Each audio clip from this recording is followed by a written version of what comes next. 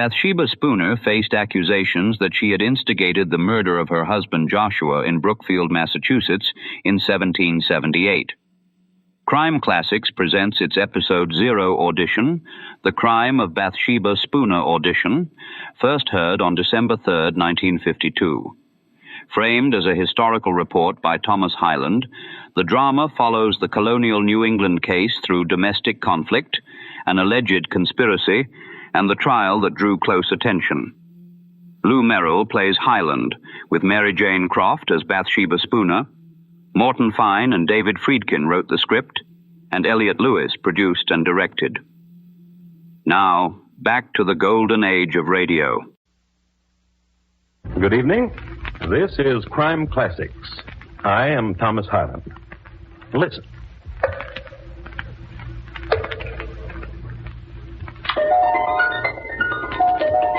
The man in nondescript uniform dropping stones into that well is a mercenary soldier, more recently a deserter. He's testing the depth of the well, the only way he knows, since a length of rope is not immediately available, and more complicated machines are as yet undiscovered. This is the year 1778, and the deserter is named James Buchanan. Next to him is his friend, another deserter whose name is William Brooks. These men are in the employ of Mrs. Bathsheba Spooner of Brookfield, Massachusetts, whose well it is. Mrs. Spooner will pay these men immediately they deposit the body of her murdered husband. Right down there. And tonight, my report to you on the crime of Bathsheba Spooner, the first woman to be tried for murder in the United States.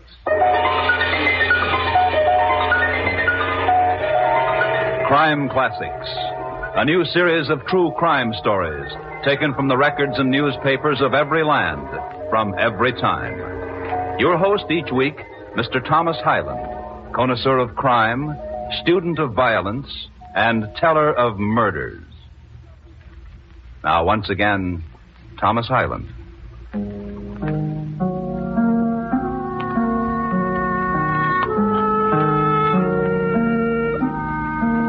The place is Brookfield, Massachusetts, the year 1778. Scene, the home of Joshua and Bathsheba Spooner, a large and respectable dwelling, 2 stories in height, situated on the north side of the road from Brookfield to Worcester. In the front of it, and nearly opposite on the south side of the road, are stately elms and a well. And in the living room, there's this. What manner of woman are you, Bathsheba? There's no content in you and no happiness. And what happiness have you given me? A life that dies quickly, cooking and sewing, and from you, drunken sleep. And you've not answered me. You would like to see me dead, would you not? Listen to me, Joshua. When you returned this morning from Worcester, my heart sank in me. I'd hoped you wouldn't come back. That I would have an accident. That in some way I would be killed. Yes. That you would be free then. Yes. To walk the town, newly widowed with a wandering eye. Yes. And you listen, shrew. I am your husband, and I'm your lover, and that's the way things are. Old man! Old man!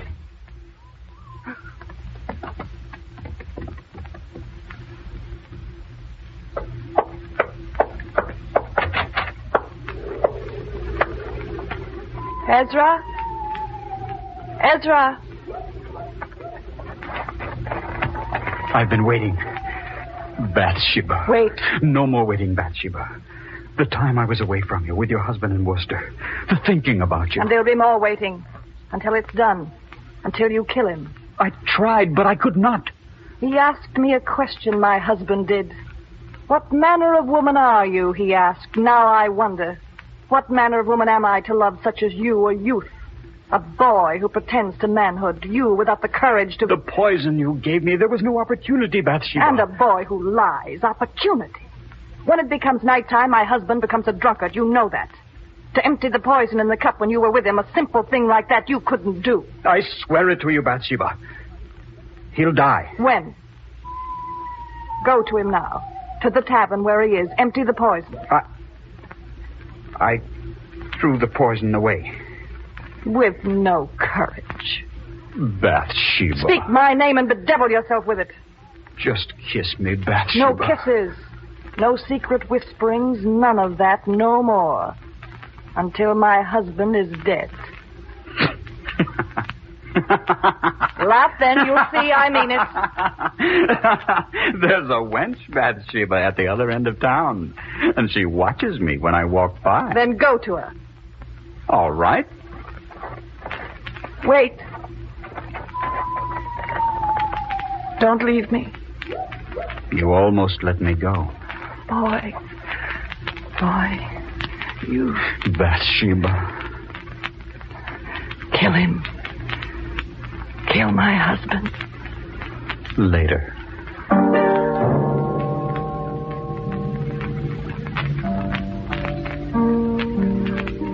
And that was Bathsheba Spooner.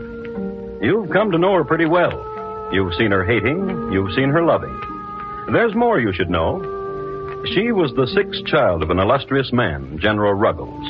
The general was a man of great wealth and lived in a style of unusual luxury for that day.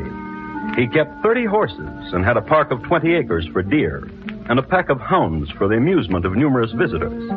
He was a man intensely loyal to the British Crown and never hid his loyalties. And so, at the outbreak of the Revolutionary War, he was forced to give up his estate and to leave the country. His married life was also pretty bad, and he and his wife did not set a good example to his children in their conjugal relations. Bathsheba sprang from that kind of a household. Her loyalist background in time of war, and the very fact of the name she had, Bathsheba, were sufficient cause for the town in which she lived to view her with alarm. But keep this in mind. Bathsheba Spooner is going to murder her husband. How? Well, let's see how time and motive and circumstance conspire to get a man violently dead. The man, Joshua Spooner. Let's pick him up and see what he's doing. It's the same evening, and since it's after dark, he's drinking. And in Brookfield, there's only one public house in which to drink, Cooley's Tavern. And that's where he is. No,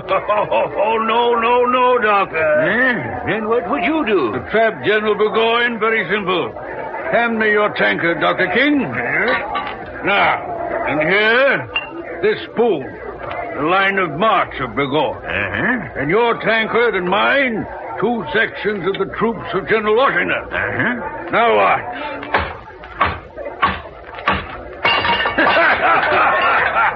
And that's how we take care of General Burgoyne. Yeah. Barkeep, more ale.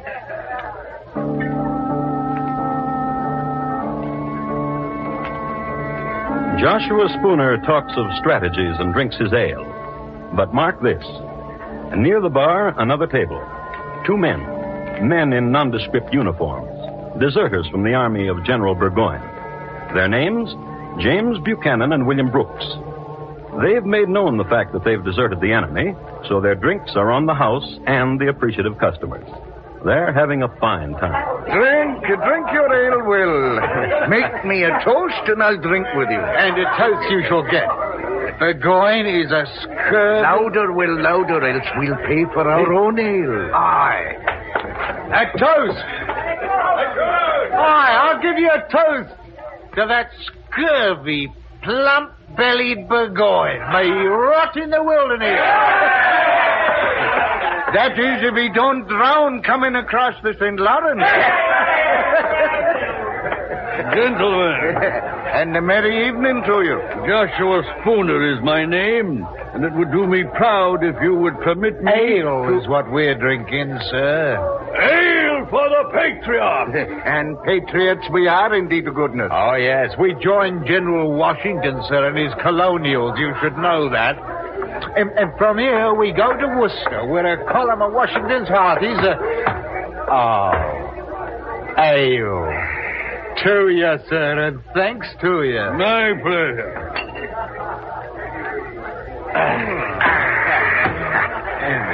Willibach, your tankard is dry, and so is mine. If you will permit me, gentlemen, it would be my pleasure. My pleasure indeed.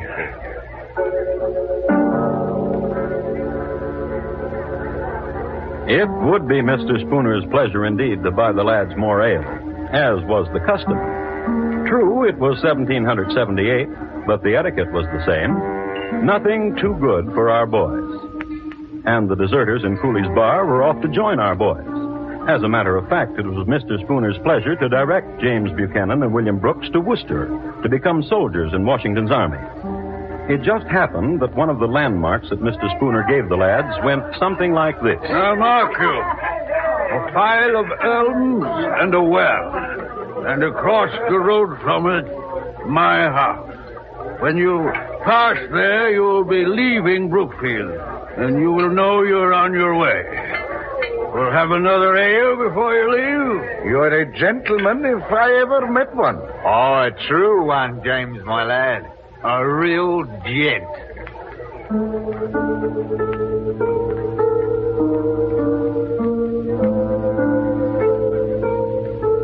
So they touched tankards, the deserters and Joshua Spooner, and they made tearful farewell. And the deserters left and walked the road toward where the elms were, and a house, and a well. Let's go on ahead of them. Let's get back to the lady. Bathsheba's home. Bathsheba's fixing her hair. And the youth Ezra, he's tying into it night ribbons. A lover's tender gesture. Their talk, however, is shocking. Perhaps you're right. Perhaps the best way is not to poison him. I say shoot him. Perhaps, in such a way as to make it appear as an accident. Will you shoot him, Ezra? Tightly with the ribbon, dear. Ezra? I have not the courage for it. But you know of guns and shooting. You were in the army for a year. I marched. I shot no one. I marched upon an ambush and was wounded. Myself, I never pulled a trigger. If not you to kill him, Ezra, then someone. Yes. Turn from your mirror, Bathsheba, and look at me. Oh, listen. You hear? Yes. Drunkards. Someone. Go to the window. Drunkards. 2 of them by the moon. British deserters. I've seen them in town. Call to them. Bathsheba. Call to them. Hello! You there! What do you want? I'll talk to them. A lady wants to talk to you. A lady? At a lady's service any time. Let them in, Ezra.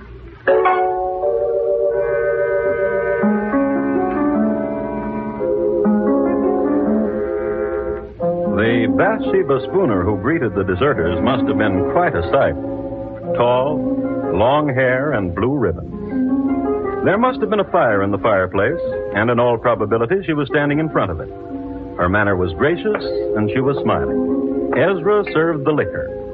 All in all, it was the nicest thing that could possibly have happened to 2 fellows who had deserted General Burgoyne. And now, gentlemen, a question. We bow. Bow, James, my lad.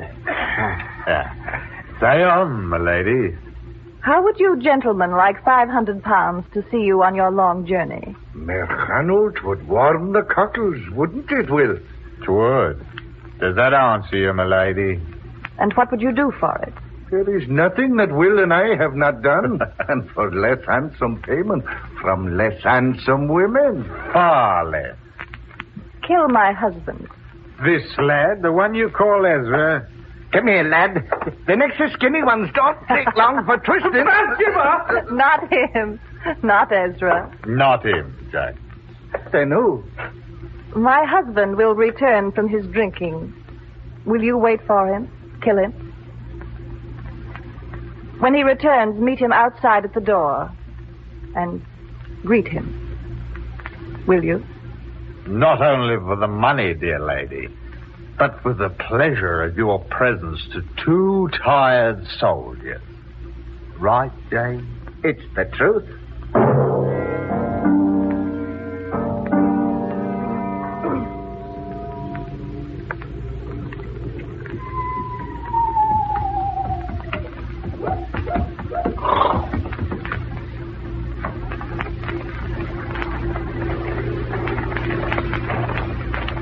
You be the master of this house. Huh? Yeah. And you are the 2... That we be.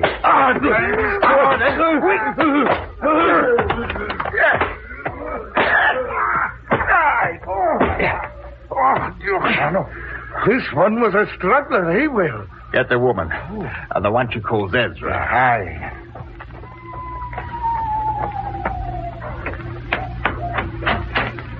Mrs. Spooner, come see. It is done.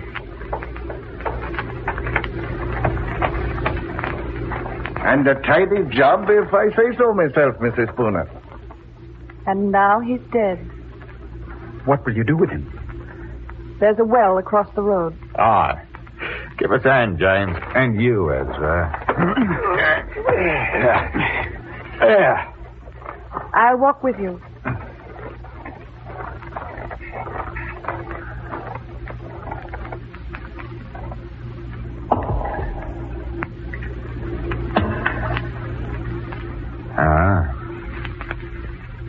It's a deep well. Poor little man.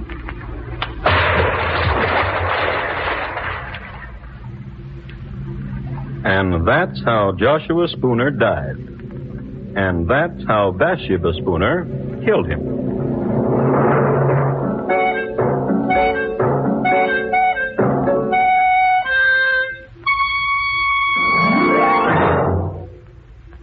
You are listening to Crime Classics and your host, Thomas Hyland. And now, once again, Thomas Hyland and the second act of Crime Classics and his report to you on the crime of Bathsheba Spooner.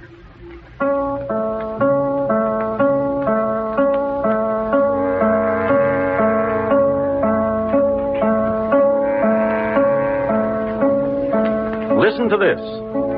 It's awful and dread, this tale that I tell. Joshua Spooner lies dead in a well in Brookfield town in 78 from 6 stout whacks across the pate. Small poem by an anonymous contributor to the Worcester Spy, the local newspaper of the day. A change of scene now. Across the road from a cold well into a warm living room. Tableau, 4 people. Mr. Spooner was such an elegant man. What will become of his clothes in his closet and his horse? You may have them. Come away from the window, Bathsheba. Here, to me, close. The stars are dancing. You're shivering. Are you cold?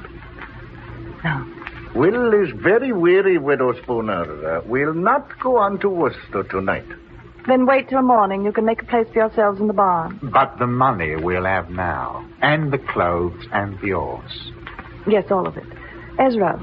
Yes? In the morning, you will go to Cooley's Tavern. Inquire of Joshua. Tell them he's not been home. Tell them I'm frantic for his welfare. Yes. Good night, gentlemen. A very good night.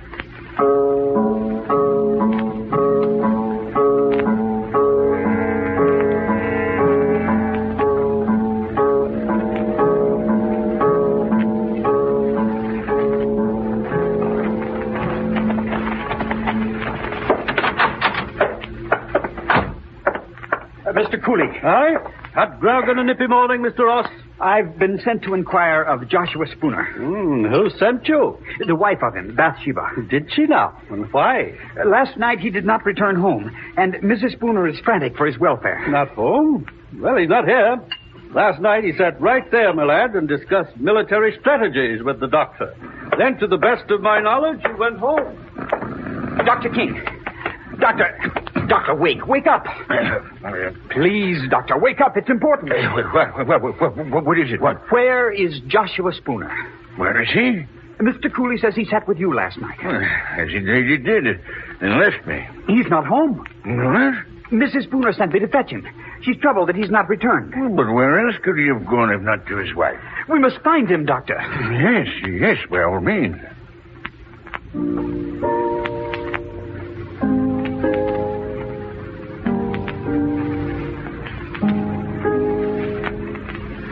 Ezra did that very well, with the precise shading of alarm in his voice, the concern. A man on an errand for a troubled lady. Everybody was impressed. Mr. Cooley closed his bar. Dr. King appealed to the neighborliness of the other customers, and everybody went looking for Joshua Spooner. Immediately, they called on Mrs. Spooner, whom they found in the greatest apparent distress. Upon an examination of the premises, in the neighborhood of the doorstep, they observed the tracks of several persons on the snow. And on further search, they found Mr. Spooner. You know where. In the well. So far, only horror and suspicions. But now, let's pick up Willie and James. They haven't left Brookfield. Stupid of them, isn't it? But then you've got to examine it from their point of view. Why become soldiers in Washington's army, especially in the winter, and suffer the privations of the military, when they could be warm and rich as a civilian? So, imagine it. 2 tatterdemalion deserters, suddenly elegant, in Mr. Spooner's clothes, which were somewhat tight-fitting. But elegance and tight-fitting are somehow akin. Now, there lived in Brookfield a certain wench whose name is lost in history. This much is known about her. She had an eye for tight elegance. This much is known about her, too, that she went riding with Willie and James on their newly acquired horse. I'll help you down. No, James. No. Give us a bus, dearie. That's a dearie. Will, Aye. how is it we are riding Mr. Spooner's horse? Why, dearie, we don't know a Mr. Spooner. Aren't these Mr. Spooner's silver buckles? No. Aren't you wearing his clothes? These are our clothes, dearie. Come, let's ride some more. It brings the pink to your pretty cheeks.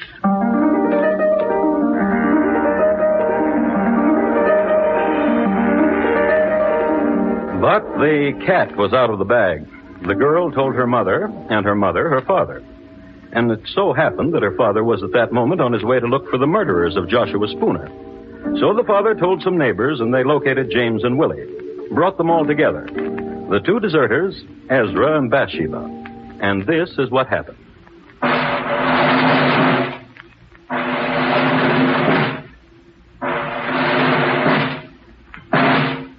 The jurors for the government and people of Massachusetts Bay in New England, upon their oath, present that William Brooks and James Buchanan and Ezra Ross in the county of Essex, not having God before their eyes, an assault did make upon Joshua Spooner, feloniously, willfully, and of their malice aforethought, on the 1st day of March last past, with force and arms also by striking, beating, and kicking aforesaid Joshua Spooner, so as to inflict several mortal bruises, of which Joshua Spooner died.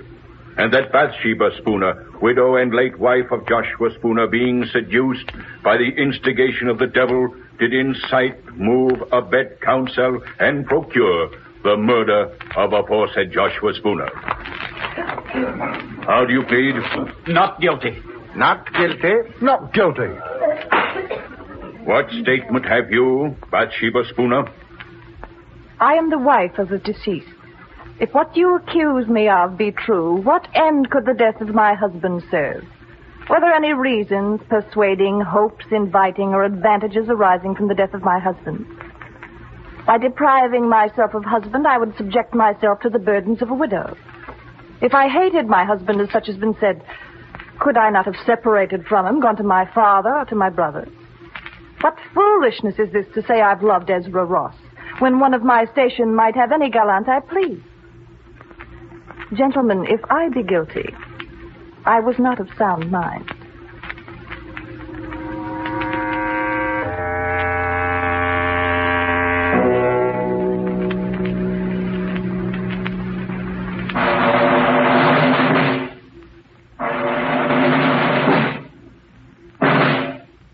To the sheriff of our county of Essex, greetings. We command you that on Thursday, the 4th day of June next, between the hours of 12 and 4 of the clock in the afternoon, you cause William Brooks, James Buchanan, Ezra Ross, and Bathsheba Spooner to be conveyed from our jail, where they are now in your custody, to the usual place of execution, and there to be hanged by the neck until their bodies be dead.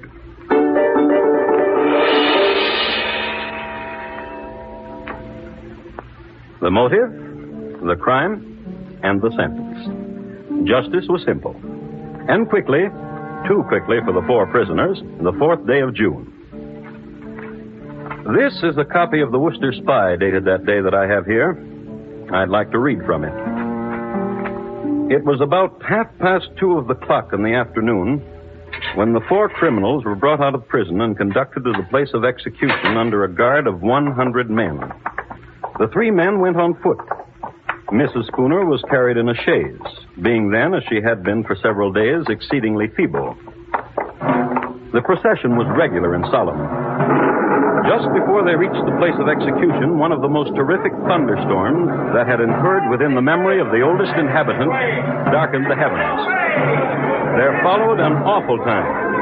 The loud shouts of the officers amidst the crowd of 5,000 people, the horses pressing upon those in front, the shrieks of the women in the tumult and confusion, the malefactors slowly advancing to the fatal tree, preceded by the dismal coffins, the fierce coruscations of the lightning athwart the darkened horizon, quickly followed by loud peals of thunder, conspired together and produced a dreadful scene of horror. It seemed as if the author of nature had added such terrors to the punishment of the criminals as might soften the stoutest heart of the most obdurate and abandoned. At length, the place of execution having been reached, Ross, Buchanan, and Brooks ascended the ladder to the stage. Our Father, which art in heaven, hallowed be thy name. Ross made an audible prayer. The other 2 were engaged in silent devotions until they faced the noose. Mrs. Spooner, as she approached the tree, was seen to bow gracefully to many of the spectators with whom she had been acquainted. Then she crept up the ladder on her hands and knees. When the eyes of the malefactors were covered and all was ready, Mrs. Spooner took the sheriff by the hand. And for the first time, Bathsheba Spooner accepted the verdict of justice. My dear sir, I am ready. In a little time, I expect to be in bliss. And but a few years must elapse when I hope I shall see you and my other friends again.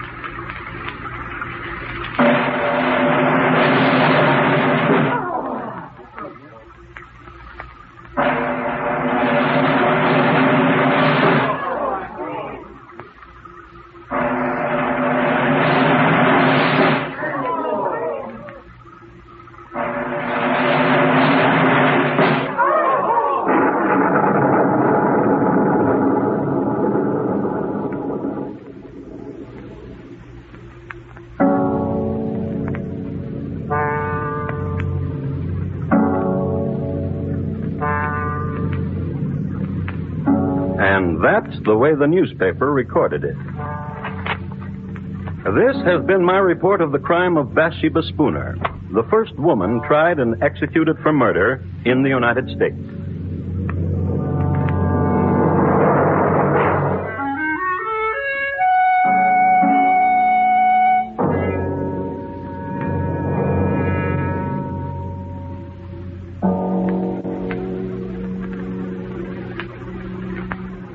In just a moment, Thomas Hyland will tell you about next week's Crime Classic. And here again is Thomas Hyland. Next week, we'll be with you at the same time, although geography and year will change. The place? Pimlico, England. The year, 1879. My report? On the shockingly peaceful passing of Thomas Edwin Bartlett, greengrocer. Thank you. Good night. Bathsheba Spooner, tonight's crime classic, was adapted from the original court reports and newspaper accounts by Morton Fine and David Friedkin. The music was composed and conducted by Bernard Herrmann, and the program was produced and directed by Elliott Lewis. Thomas Hyland is portrayed on radio by Lou Merrill. Bathsheba Spooner was played by Mary Jane Croft. The cast included Herb Butterfield, Sam Edwards, William Johnstone, Georgia Ellis, Tudor Owen, and Ben Wright. Bob Lamont speaking.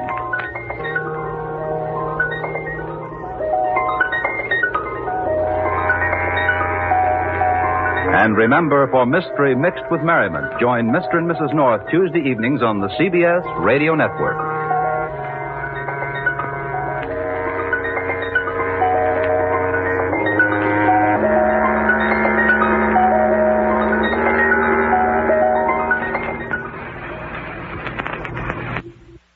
We conclude with Crime Classics, The Crime of Bathsheba Spooner Audition.